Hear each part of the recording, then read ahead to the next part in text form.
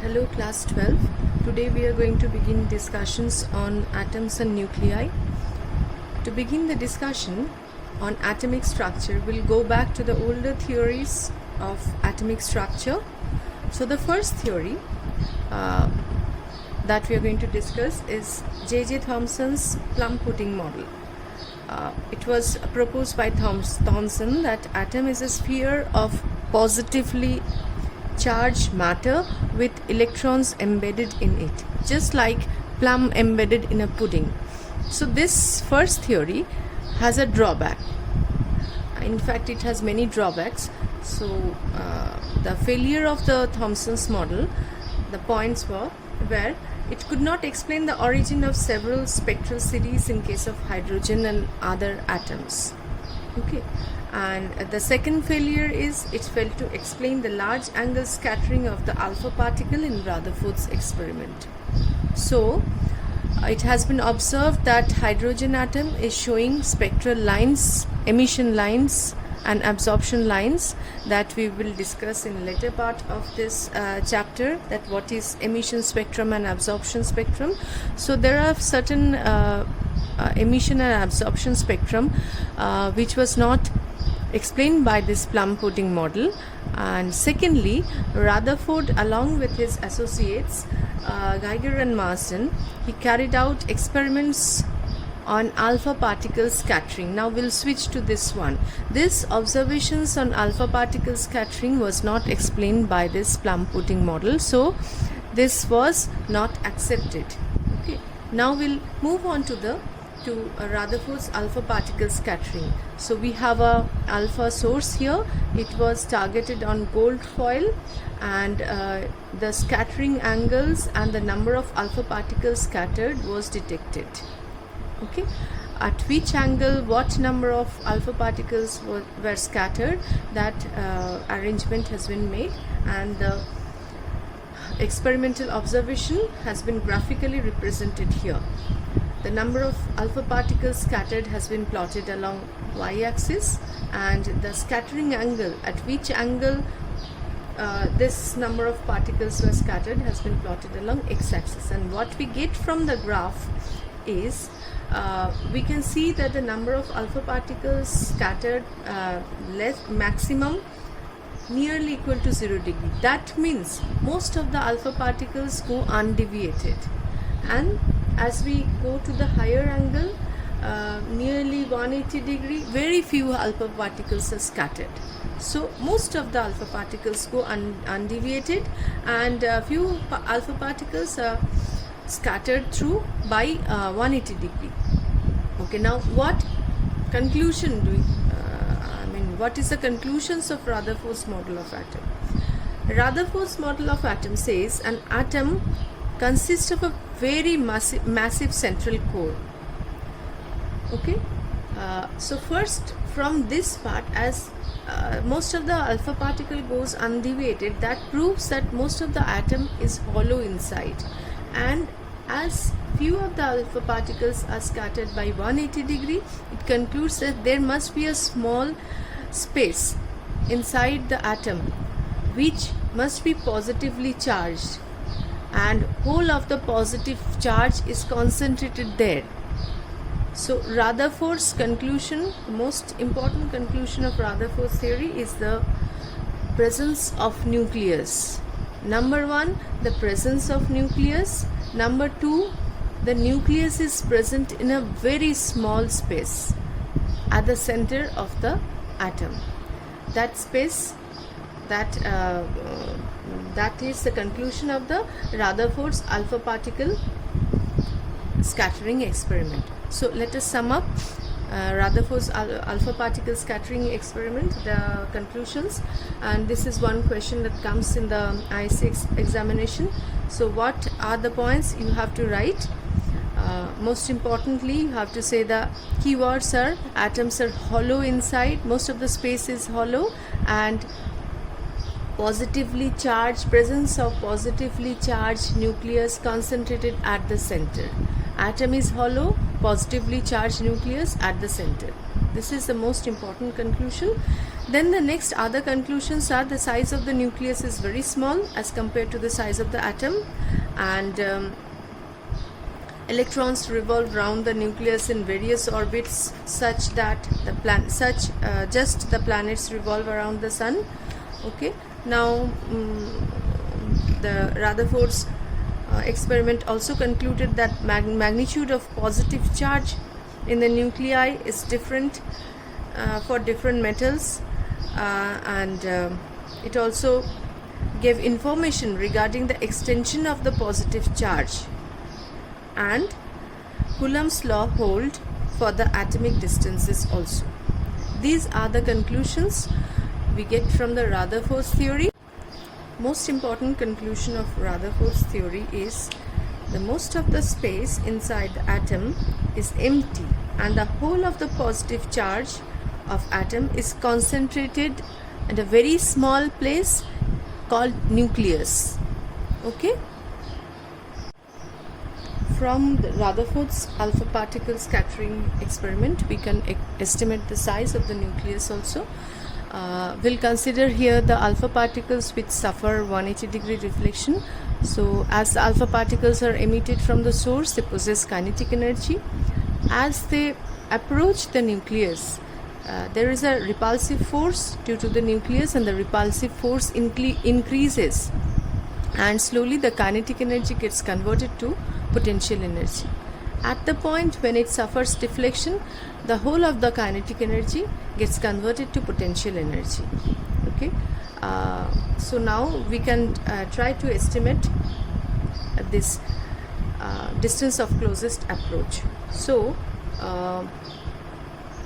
potential energy at the closest approach can be written as U is equal to 1 by 4 pi epsilon naught, and the charge of this nucleus is Ze, and this charge of the alpha particle is 2e, by, let the distance of closest approach be r0,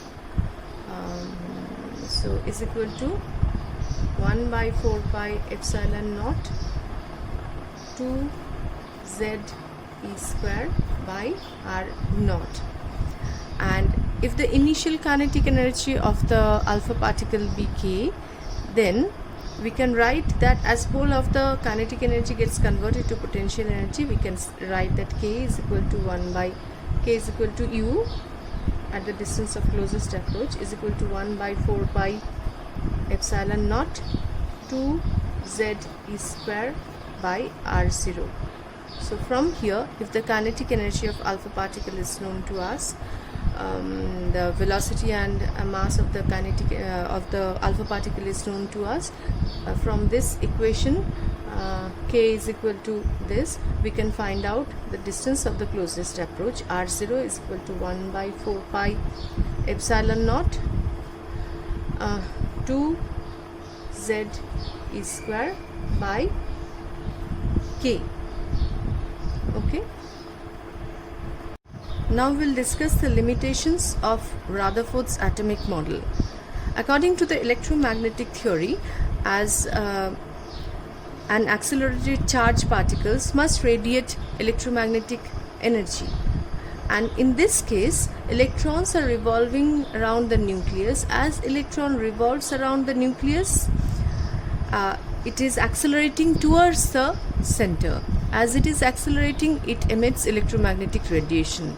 So slowly its energy is decreasing, and the radius of the orbit is also slowly decreasing, and gradually it will follow a spiral path and collapse into the nucleus. So Rutherford's model cannot explain the stability of an atom.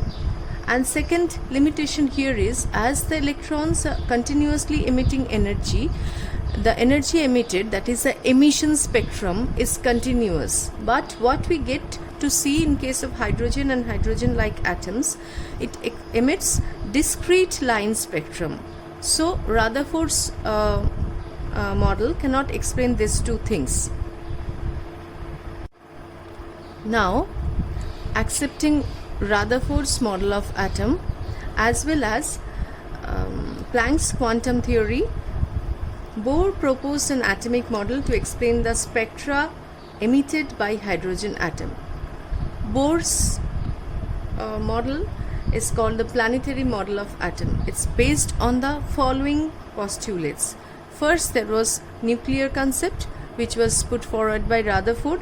The most important part here there are three different parts in Bohr's postulate. First one is quantum condition.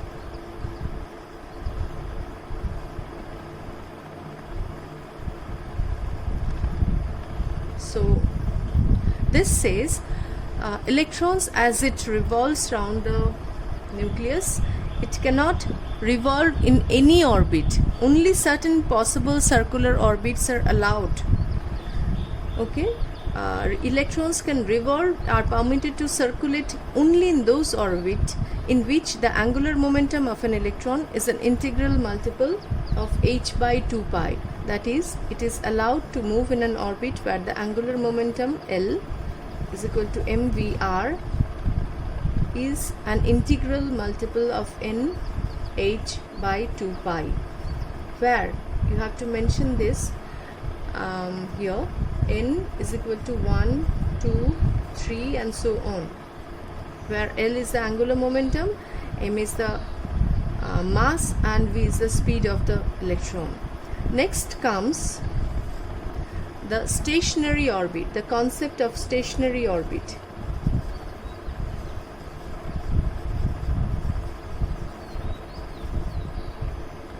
It says that while revolving in a possible orbit, permissible possible orbit, an electron does not radiate energy.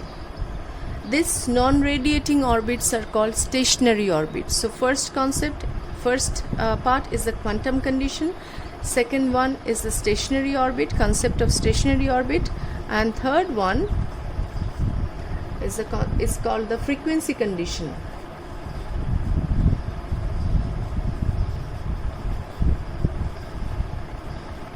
In the last part, he said that an atom can emit or absorb radiation in the form of discrete energy photons only. When an electron jumps from a higher to lower orbit, if this is a higher and this is a lower orbit, when it jumps from higher to lower orbit, it emits an frequency which is equal to h nu is equal to E2 minus E1. If the energy level of this is E2 and this one is E1, then frequency emitted is given by this frequency condition. Only these frequencies are emitted, which is equal to the energy difference of these two orbits. Now, using Bohr's theory of hydrogen atom, we'll try to find out the radii of the permitted orbits. So, according to the Bohr's theory, the electrons are revolving around the nucleus, and the nucleus has a positive charge Ze, and the electron has a negative charge E minus, and it's moving with the velocity v, having mass m. Let the radius of the orbit be r. In this case, we can write down the Coulomb force. We can write down the expression of Coulomb force, F is equal to K, where K is equal to 1 by 4 pi epsilon naught, K, Ze, this charge is Ze and this one is E, so it becomes Ze square by R square. So this is the Coulomb force, and this when the electron is revolved in a circular orbit, the Coulomb force is providing the centripetal force. So we can write the centripetal force, as we know the expression of the centripetal force, mv square by r is equal to K Ze square by r square. So this is our first equation, and using applying Bohr's quantization condition, we can write that mvr is equal to nh by 2 pi. Okay, so this is our second equation. So using these two equations and solving these two equations, we can find out the value of the velocity and or radius of the orbit, permitted orbit, and the energy of the electrons in the permitted orbit. So these are, using these two equations, the velocity of the electrons in the permitted orbit is v. This expression is given here, and the radius of the permitted orbit is this, and the energy of the permitted orbit is this. Now actually these three are very complex equations, and for solving numerical, how to solve the numerical using these three equations, what do we need to memorize actually? So in most of the cases, in most of the numericals, you will find that you need to remember that V is proportional to 1 by n, and R is proportional to n square, and as E proportional to inversely proportional to n square. These are the things that you need to solve the numericals. And one more thing from this expression, R is inversely proportional to mass also. Now you may ask, mass of the electron is same. Sometimes numericals come without electron, with using some other particles also. So in that case, mass of that particle will be given, and the radius of that particle's permitted orbit will be asked. In that case, you need to know the relationship with the radius of the permitted orbit and the mass. Here also the same thing, E is directly proportional to m. So these few relations you need in the numericals, and we'll try to solve your numericals soon. Now using Bohr's theory, we'll try to explain the origin of the various spectral series of the hydrogen atom. So according to Bohr's frequency condition, whenever an electron jumps from higher to lower orbit, and the frequency emitted by the electron is equal to the energy difference of these two orbits. That is, the frequency of the emitted photon h nu must be equal to this energy difference of these two orbits. So we have our expression for energy as this, so which is proportional to 1 by n square, and the frequency of the emitted photon h nu will be En2 minus En1. That is the difference of the energies of these two levels. And doing a bit calculation, we can find out that this part is constant. We'll take it out, and En2 minus En1 will be this into 1 by n1 square minus 1 by n2 square. So the frequency, we can find out the frequency as this e to the power 4 2 pi square m k square z square e to the power 4 divided by h cube into 1 by n1 square minus 1 by n2 square. Now as we know that C is equal to nu lambda, therefore the wave number, this is the symbol for wave number, which is the reciprocal of wavelength, is given by 1 by wave number is equal to 1 by lambda is equal to nu by C. So we'll divide this expression by C, and we'll get 2 pi square m k square z. For hydrogen z is 1 e to the power 4 by h cube C. Here also, if we are, since from the beginning, if we consider this as hydrogen, we can take this z is equal to 1, and this equal to 1 into 1 by n1 square minus 1 by n2 square. Now this one, this 2 pi square mass of electron, this k square e to the power 4 hc, this thing is a constant. This is called the Rydberg's constant and is denoted by the symbol capital R into 1 by n1 square minus 1 by n2 square. Now we can erase this, and we just retain this simple formula.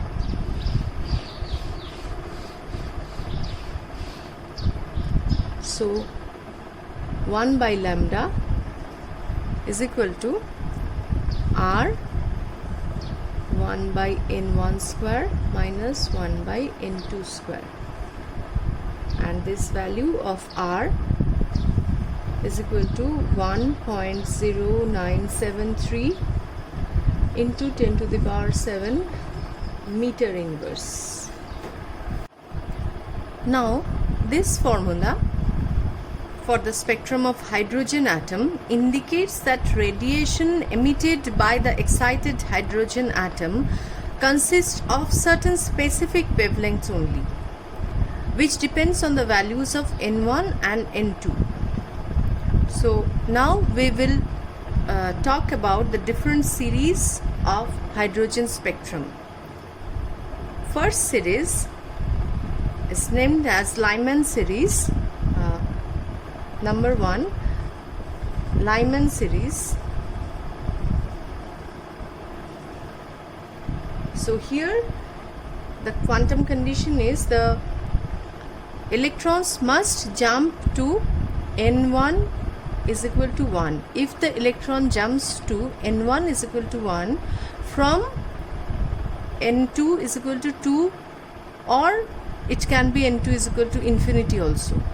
n2 can have value 2 to infinity, but n1, when n1 is equal to 1, we call it Lyman series, and in that case wave number or 1 by lambda is given by r into 1 by, in case of n1 we'll write 1 square minus 1 by n2 square, where n2 is equal to 2, 3, 4 to infinity. So this is called Lyman series, and the frequency of this Lyman series lies in the ultraviolet region.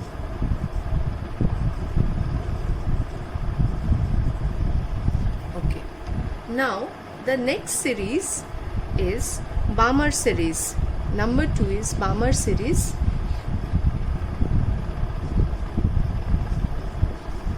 For Balmer series, the transition takes place to this value of n1 is, the transition takes place to n1 is equal to 2. So what will be the value of n2? n2 can be higher energy levels, that is n2 can be 3, 4 up to infinity.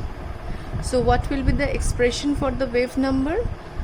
Wave number is equal to 1 by lambda is r. This value, don't worry, the value of the Rydberg's constant will be given in the question paper. So you can just memorize this part, or you can put the value given in the question paper. R 1 by 2 square minus 1 by n2 square. Now this Balmer series lies in the visible region.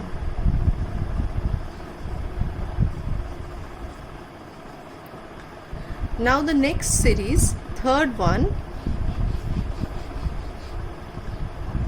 is Paschen series.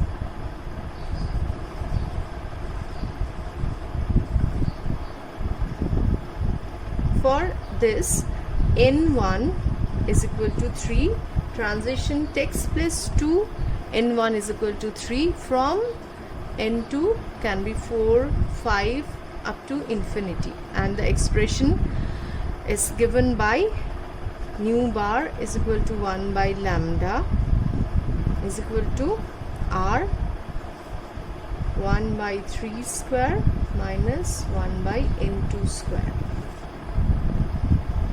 And this series lies in the IR region, infrared region. Please memorize this frequency region also, wavelength or frequency region also. So question may be asked, name the series which lies in the visible region, which lies in the ultraviolet region, like this. Next one is your bracket series.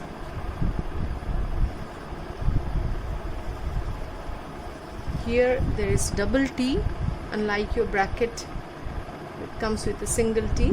Bracket series for this series n1 is 4 and obviously n2 is equal to 5, 6 and so on. So the expression becomes 1 by lambda is equal to r 1 by 4 square minus 1 by n2 square. And this series lies also in the infrared region. Okay. Now the next one, the last one included in your syllabus is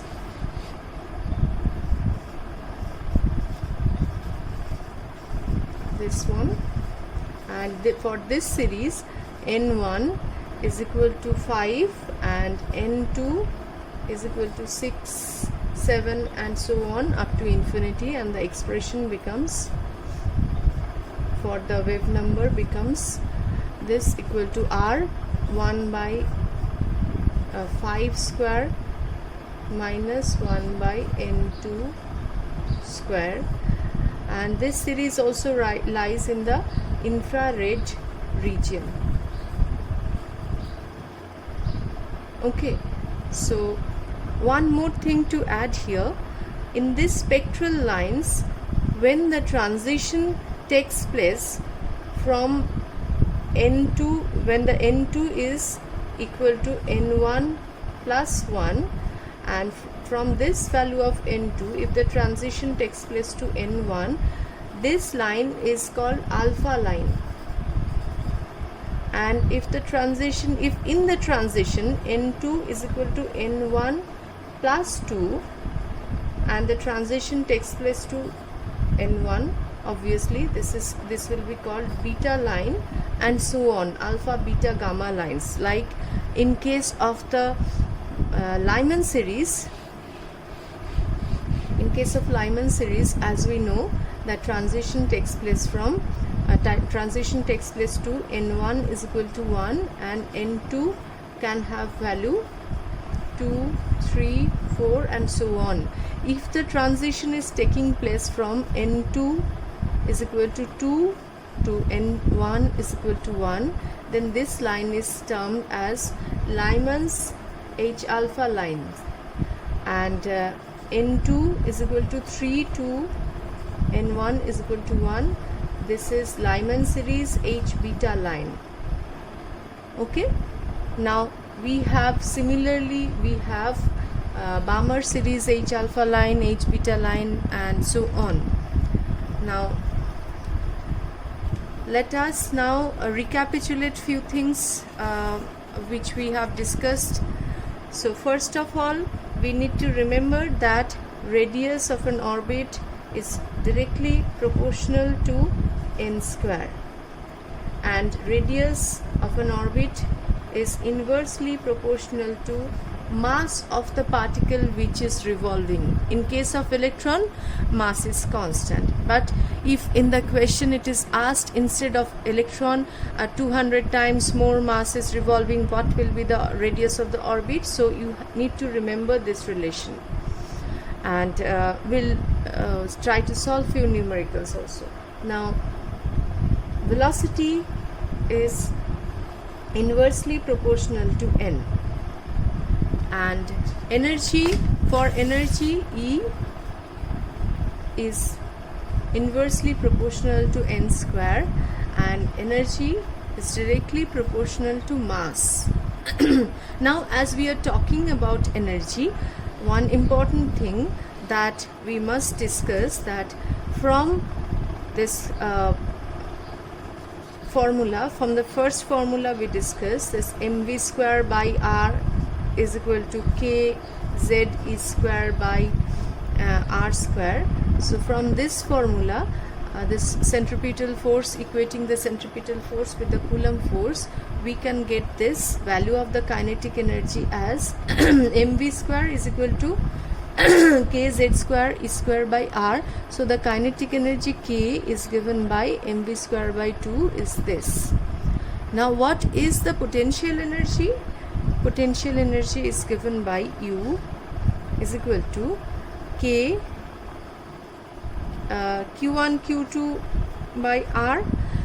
In this case we can write K ZE into minus E into R. So we get our potential energy as minus K ZE square by R. Okay, so what is the total energy? Total energy is kinetic energy plus potential energy. Adding this two, we can get that total energy is equal to minus K ZE square by 2R. Can you relate this to? So we can write that E is equal to minus K. So K is K Z square ZE square by 2R, and total energy comes with a negative sign with the same value, K minus K ZE square by 2R. And what is the relationship between this potential energy and total energy? So if we multiply this with 2, we'll get the expression for potential energy. So E is equal to 2U. Okay, this relationship we need to solve numerical. Sometimes the total energy for a particular orbit is given and they ask you to find out the kinetic energy and potential energy. If we remember this small relationship, then we can find it out easily.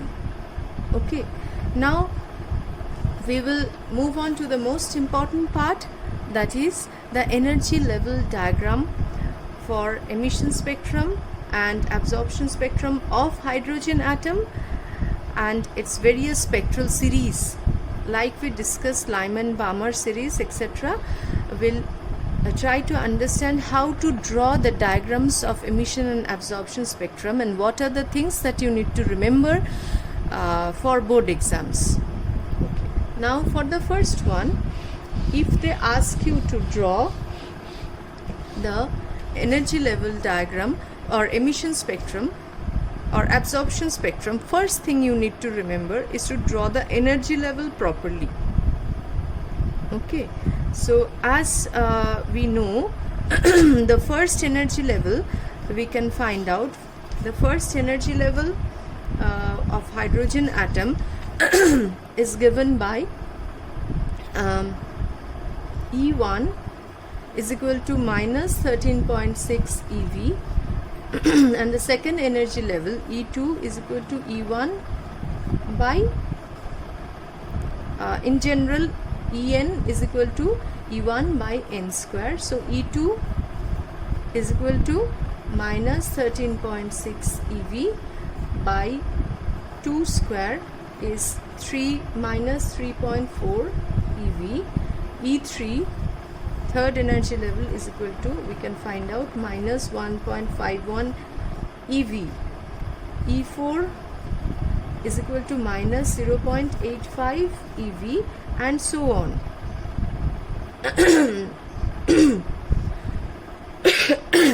So from this energy levels, energy values, we can see that the gap between E1 and E2 is more, the gap between E2 and E3 is less, and as we are going to the higher energy levels, the gap is gradually decreasing. Near the lower energy level, the gap is more. As we go on to the higher energy level, the gap is less. This has to be drawn properly in the energy level diagram of emission and absorption spectrum. So how to draw it? We draw the energy level of the ground state as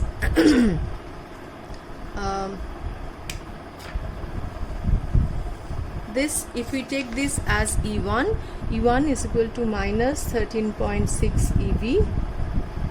You write this as 13.6 eV minus 13.6 eV, or you write N is equal to 1. And next energy level is this one, N is equal to 2, and this is second energy level has a energy minus 3.4 eV. Then the third one, this gap is more, this gap will be less. The third one is N is equal to 3, next one is N is equal to 4, and you can write the energy values also. Minus 1.5 eV, don't forget to write the unit. Then minus 0.85 eV, and so on. Now the energy gaps will slowly decrease. Now if you are asked to draw the emission spectrum of Lyman series, what are the things that you need to remember? First of all, in Lyman series, N1 is equal to 1. So all the transitions has to take place end at N is equal to 1. So if this is an emission spectrum, if they ask you for emission spectrum, please read the question carefully whether they have asked for the emission spectrum or absorption spectrum. If it is an emission spectrum, the transition takes place from higher energy level to lower energy level. The arrow must be downward. So this is the first line, that is the alpha line. Then you have to show at least 4 lines. So the next emission is again from N is equal to 2 to N is equal to 3 to 1, then 4 to 1, then 5 to 1. This is the emission spectrum of Lyman series. Now one more example I am giving. Suppose they ask you to draw the absorption spectrum of Balmer series. Now we know that for Balmer series, whether it is absorption or emission, N1 is equal to, the value of N1 is N is equal to 2. So Balmer series emission or absorption takes place with this, keeping this in mind, that this level is fixed as N is equal to 2. So if they ask you for absorption spectrum, then the transition will take place from N is equal to 2 to any other level. And if they ask you to draw the so if this is absorption spectrum, this will take place from N is equal to 2 to any other level. If this is emission spectrum, this will terminate at 2. Now suppose they have asked you to draw the absorption spectrum, then from N is equal to 2 to N is equal to 3, N is equal to 2 to N is equal to 4, then 2 to 5, then 2 to 6. If in the question paper they have asked you to draw one emission spectrum, one absorption spectrum for a given series, then in the same diagram you can draw it, or you can draw 2 separate diagrams. So what are the points to be remembered? First thing, that energy gap must slowly decrease. This is the first marks that will get. The second, if they have asked you for the emission spectrum, arrow must be downward. If they have asked for the absorption spectrum, arrow must be upward. Now take care about the series, which series they ask for. If they ask you for the Lyman series, then find out the value of N1 and accordingly draw the diagram, whether they have asked you for the Lyman, Balmer or Paschen and so on. So accordingly you fix up the first energy level and draw the diagram. Okay, that's all for today. In the next session we'll go for few other definitions and numericals also.